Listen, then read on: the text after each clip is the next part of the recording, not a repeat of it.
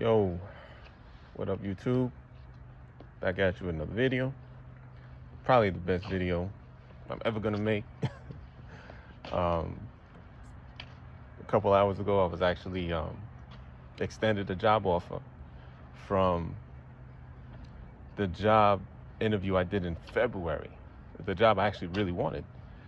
Um, it's an overnight management position at a hospital. Um, it's union, which is rare as fuck. And coincidentally, it's the same union that I was in when I left New York. So I'm not even starting from scratch. It's literally like I already got seniority and shit. Um, it's also a city job, and in these times, that's about as secure as you're gonna get. And it's a part of a system called the New York City Health and Hospitals. So I can transfer to any borough, um, and they promote from within, so I can go to a more lucrative deal uh, should one arise. And I'm elated. I'm elated. Uh, I don't really even know what to say. It's just like the withdrawals. Once you feel you can't take no more, it stops. Like it's like once you hit your limit, it's like your body it's finally over. And honestly, I was right at my limit and then some with this prolonged unemployment. But they even gave me the high end of the salary. Like, how they like say they put it 50, or let's say 60,000 to 89,000 or whatever. They actually gave me that, due to, again, my experience and everything like that. So I had known that the interview went well a month ago. So I was kind of shocked that I didn't get it. I completely forgot about it. And I actually had, when it rains, it pours. So all of a sudden, now I'm getting all kinds of interviews and, not just interviews, but like offers. And it's like, well, shit, where the fuck were y'all 3 months ago? you know. But it's all good. It's all good. I know I wasn't in no right frame of mind to even have a job at that point. So all this stuff happens as it's supposed to. I actually start in a month. I start in April. And that gives me enough time to continue to get my mind right and also my physical right. Because again, this one's in Brooklyn. I'm a Bronx guy, but I got love for Brooklyn now. New Yorkers know what I mean. But like, no, it's honestly, it's all good. It's all good. And you know, I was just speaking about how Kratom um, is like a pause button. You know, uh, on everything. On everything.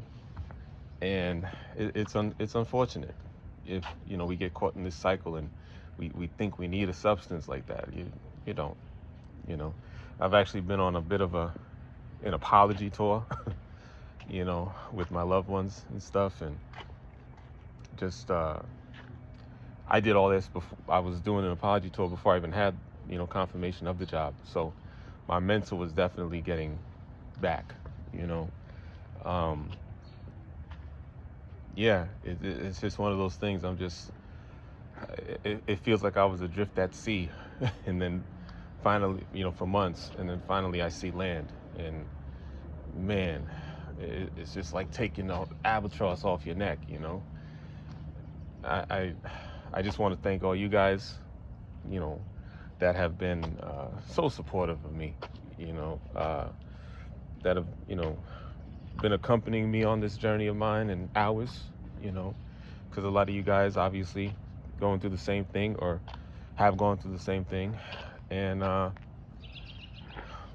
yeah, I mean, we're making it to the other side. And um, it's a very humbling experience, one that I believe I needed, uh, because, I wasn't always the most humble person at all. But life humbles us all. Trust me, it does.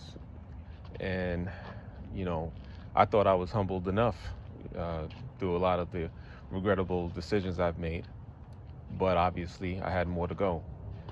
Um, Still working on uh, smoothing out my relationship with homegirl. So we'll see. I kind of she'll come around, but you know how women are. But you know, that's the other thing. Just because you may wake up one day and finally see where you fucked up, it doesn't mean that people have to accept it, Um, or they may accept it, but that doesn't mean that that's enough, like that might be as far as it goes. You got to realize that not everybody's willing or ready or want to uh, give you that grace, you know, because when you're on the shit, you just do and say and just completely stupid shit. And when you finally come around, you don't really understand the gravity of your behavior and attitude and words, the gravity that those had on the other person, you know. So they have to be ready on their time now, you know. Like it's no longer on your time, if it ever was. But yeah, it's rough, but at the same time, again, it's very cathartic as well. It's great to be feeling things again. The feelings aren't always good though, but the good thing is you're feeling them, and you guys are gonna get there too if you just stay off the junk. Just stay off the junk. Trying to think. The only time I would say use kratom, no, because you gotta have a lot of willpower for that. Almost like tapering. Like I don't have the willpower to taper. Yeah, I'm either all in or I'm all out. Like I can't. I don't have the discipline to just to just, all right, I'll take this and stop and this and then I'll wait this, and I can't do that. But like for sleep, if you wanted to, like when you start doing the jolt, if you wanted to take something just enough so that you get some sleep, that might work, that might help. But then, I mean, that's a slippery slope, just like if you take gabapentin and stuff, like all that stuff is slippery, even drinking wine or any alcohol. All that shit is risky, all that shit is risky because you can end up just switching addictions and, you're just right back in that merry-go-round, So that's why I prefer cold turkey, always will. It is hard. It is harder, I suppose, but it's also a little quicker. It's not a drawn out process like it is when you taper. Yeah, and I jumped off at, 45, 50 grams a day. It wasn't a walk in the park. I'll tell you that much. It definitely wasn't a walk in the park. But at the same time, it wasn't as intense as, and honestly, but see, y'all don't give a fuck about that because if you guys are here, you're here for kratom. Yeah, so I would say it does suck. Be prepared for that. Be prepared for, a lot of sleepless nights, a lot of discomfort, watery eyes.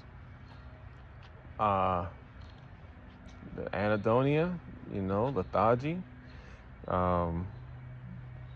Come on, give it to me. What else we got, guys? Did I get them all? Oh, yeah, the shakes, maybe. Akathisia. And obviously stomach issues, And those will persist the longest, I think. The stomach issues and the insomnia. And the watery eyes. And the sneezing.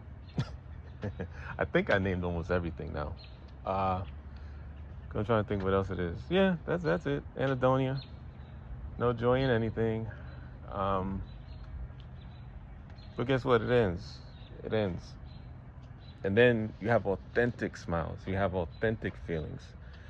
Uh, you have a clear mind, you know. You have a soul again. And I think the fight is worth it to get to that point. You know, it's more than worth it, you know. Um, yeah, I mean, you get your testosterone back, you know. I remember I was reading, when I was going through withdrawals, I remember I was reading like Reddit and shit. Because a lot of YouTube videos, uh, outside of a very few bunch, I didn't really find them that helpful. You know, there's not that many of them either. Like, not, I mean, maybe I'm just not, I wasn't doing the right searching, but they didn't really go in depth with a lot of things, you know, like they didn't really talk about day by day everything that you're going through and what you will go through and all that. Some did, you know, my boy Keith was excellent, um, but very few others, you know, or they stop at a date where it's like, well, shit, I'm on day 12. Where's the day 12? You know, but you know, it's it is what it is. You know, you just gotta persevere, man. You just have to persevere. What other choice you got? You know, do you really want to continue to just rely on a substance and always have to be cognizant of where that, you know, where your stash is and stuff, and you're running out of the fucking rooms and people, you're like a ghost.